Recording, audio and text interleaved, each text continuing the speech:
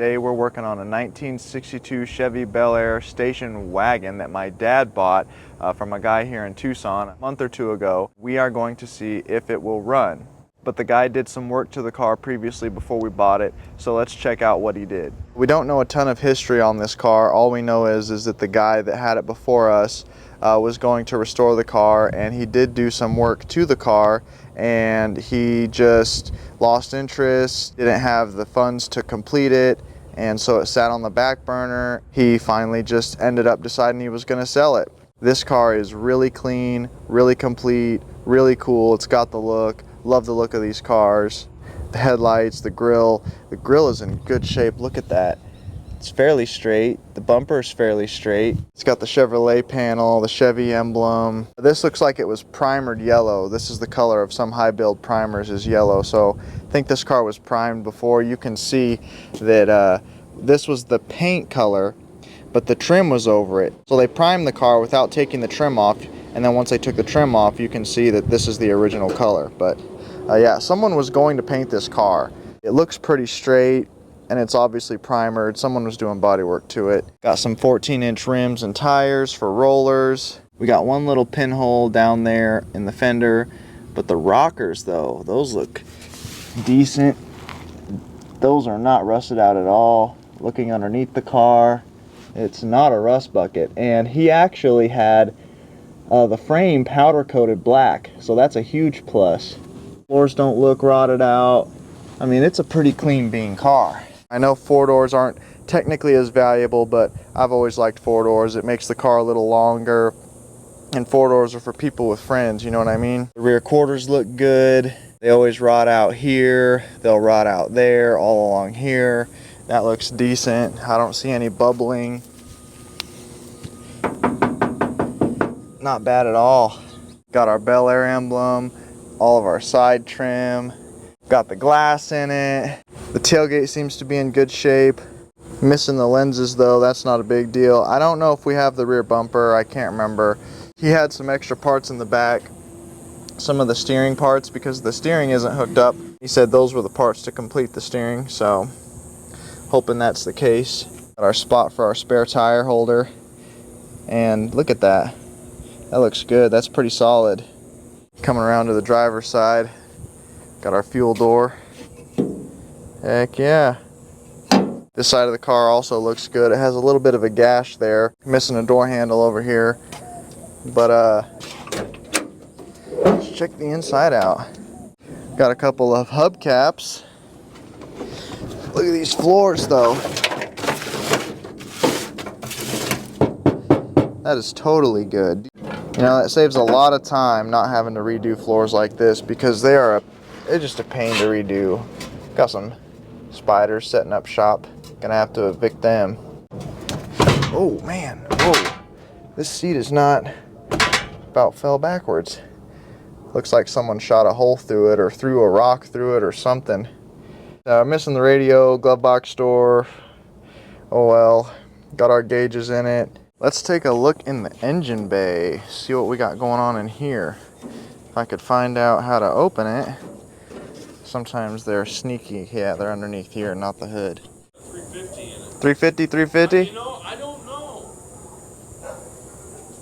I looked underneath of it. The tranny looked a little different. I wasn't for sure. Okay, so we're not sure what the transmission is. We think it's a 350, 350 combo. Not 100% sure, but we're pretty sure this is a 350.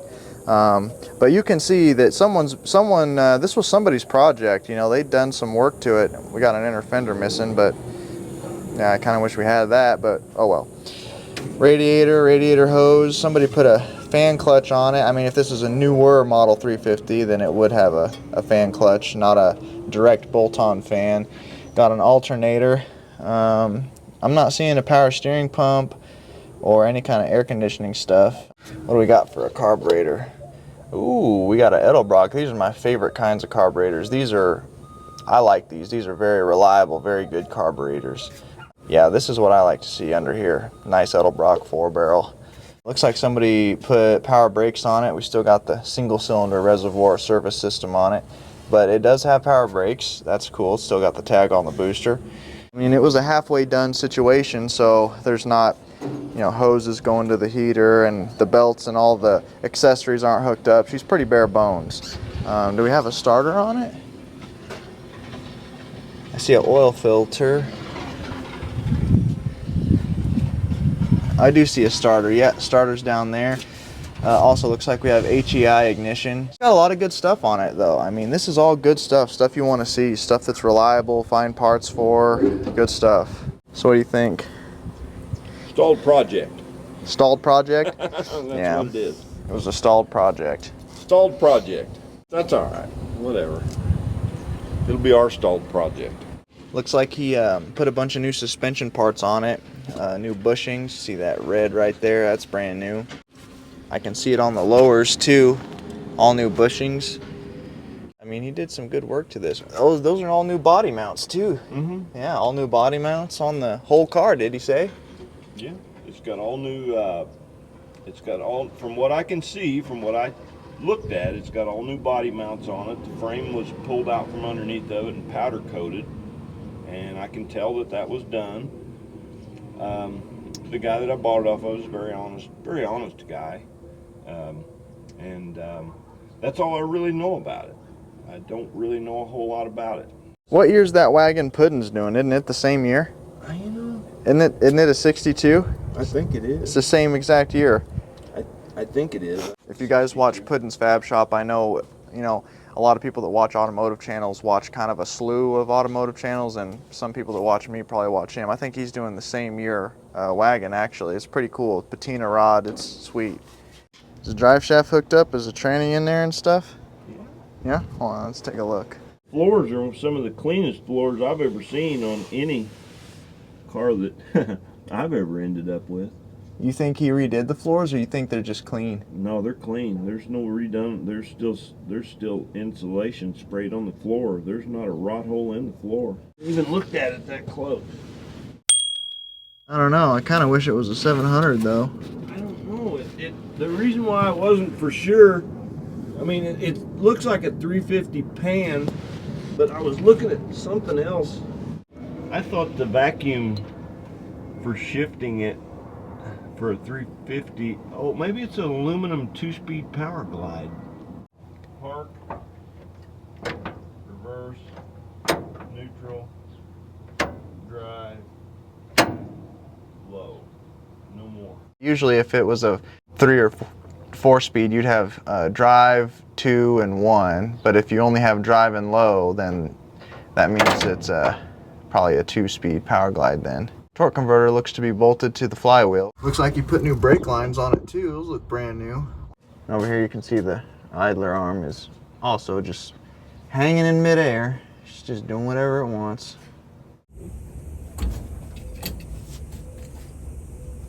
There's some fluid in there.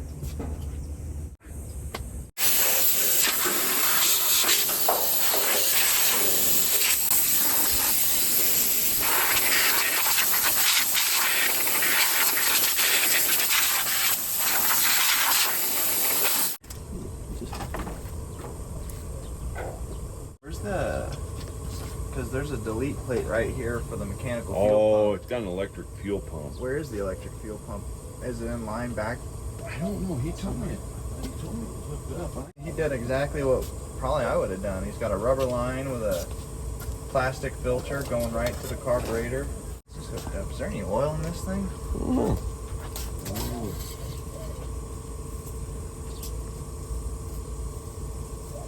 Yeah, it's got oil. About the tranny fluid.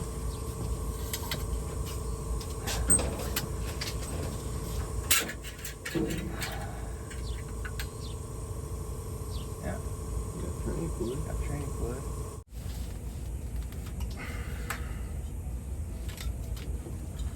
Alright, I saw it. It turns. We traced the wire from the fuel pump. He has an electric fuel pump hooked up near the tank. And there's a red wire right here that goes to just like a plug, a prong on the fuse block. So it might have key on power. We tapped the gas tank, you know, just with our hand. It sounds hollow. It sounds like there's nothing in it. So what we might do is put some gas in the tank, feed it up to the front, and put a battery in it and see if we get fuel up to the front and see if we can start it like that. So this receipt right here is from Merle's, which is a local auto parts store. Merle's invoice 12/4 of 14. Oh, 14, I'm sorry, 14, so it's 10 years. So 2023, this receipt is 10 years old, so this car probably hasn't ran in at least 10 years, right? I'm guessing, you know. We're gonna guess it's 10 years. Looks like it's 10 years worth of dust.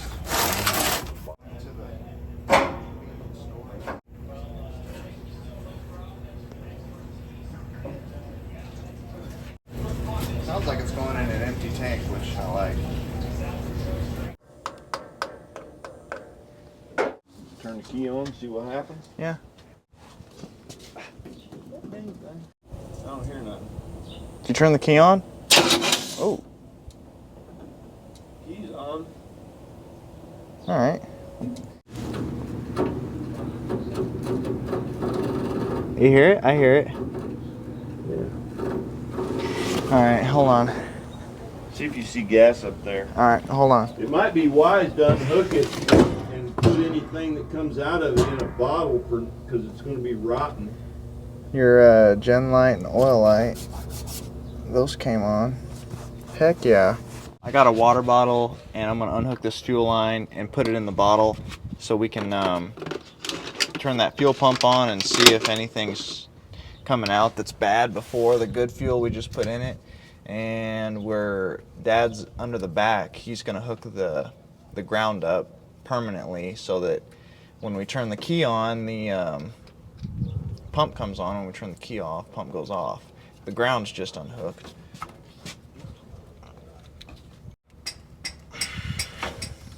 Another rink. Oh, I need another rink.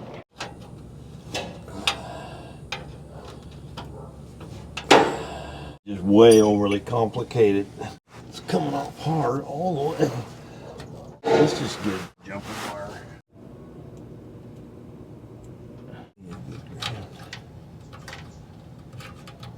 Go ahead and turn that key. Go turn that key on. All right. You ready? Yeah.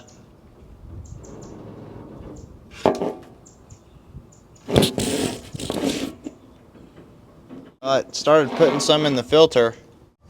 Go ahead.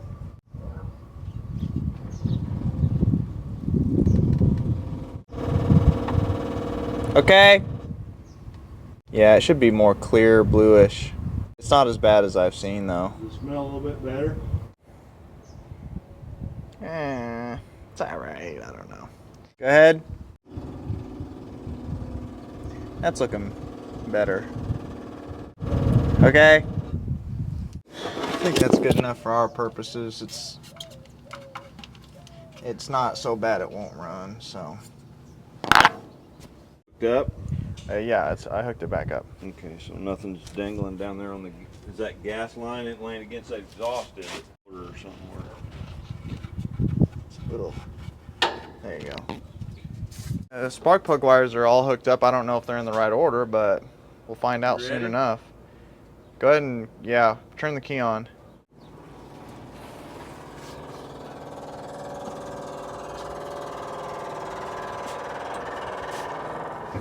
Oh, see, I saw it stop, so it's filled the float up. It's gonna be loud. There's no exhaust, so.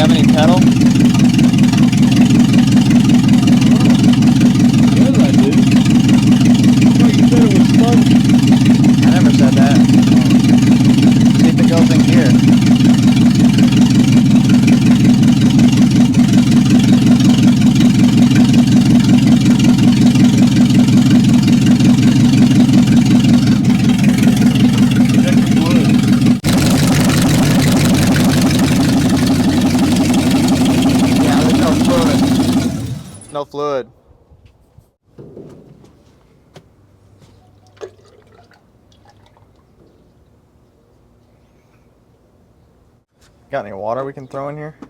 Hose water? Hose water for now, yeah. Well, just because we don't know if there's any leaks, so.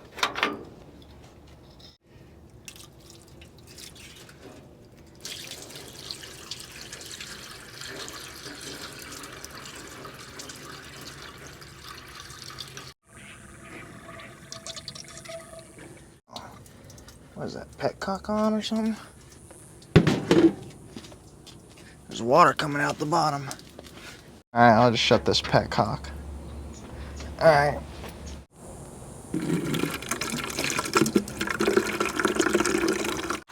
Okay.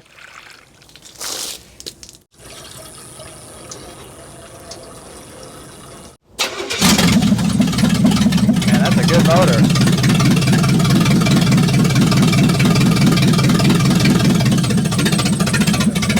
Going gear?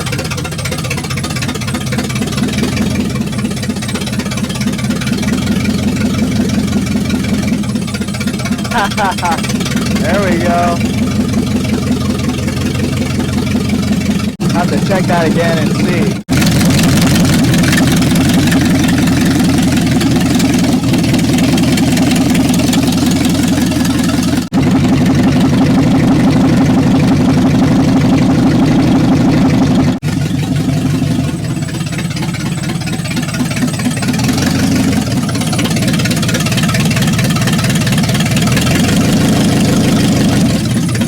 Right now we're searching for all our steering components because, man, I'd love to drive this because it's right and ready, but we have some of the parts that he had bought when he was restoring the car.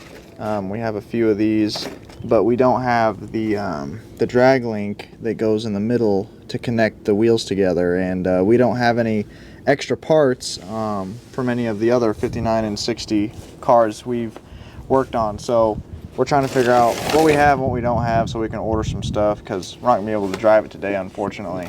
Either way, I want to give you guys an update on the 1960 El Camino. In the last video that we made on this, we painted it and put the front windshield in, and I think that was it. There's a few things that have been done since then. I know some people are curious about it, ask about it, and Dad's still been working on it while I've been doing, you know, my other things, diesel stuff, whatever. So see what's going on since the end of the last video. This is a brand new bumper, right? Mm-hmm. Classic Industries, yeah. I had a front bumper, but it was just terrible.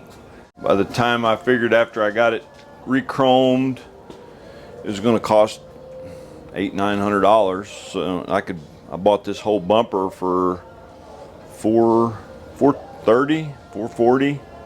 Centerpiece and a left and a right piece. You can see the where they meet in the middle, and there's also a Valance panel right here.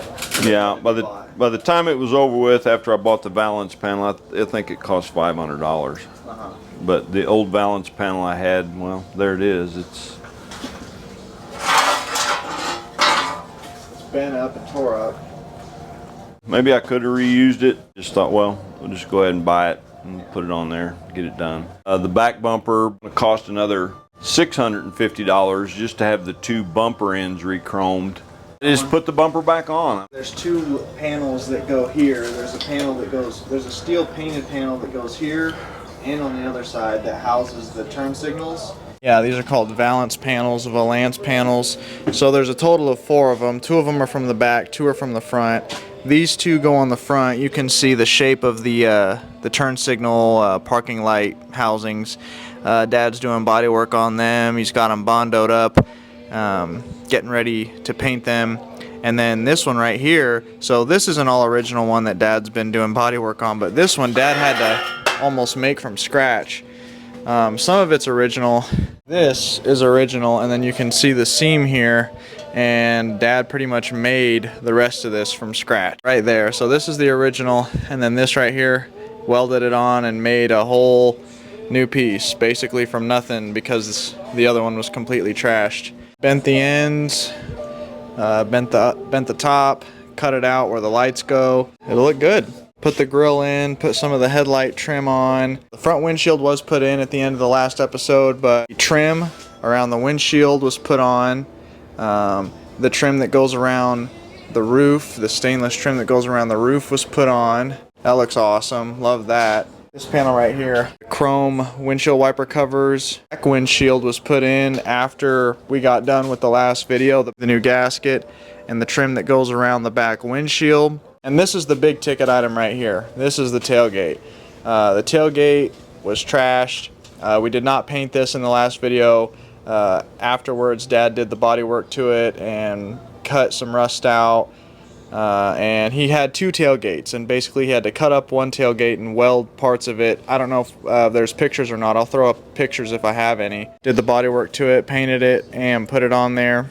And it's looking good. It's got the trim on it. There are other ones over here. You can see it. Yeah, let's see the other one. This is the original tailgate that was on it when we got it. This is the tailgate that came with the car. This was the factory tailgate.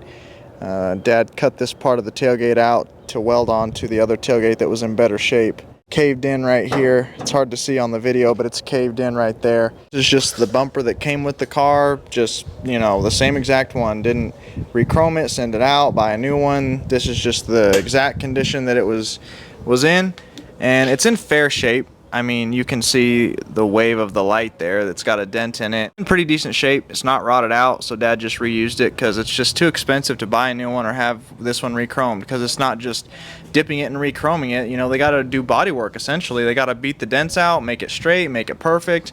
It takes a lot of labor to straighten one of these out and re-chrome it. Re-chroming it is just the last step, really.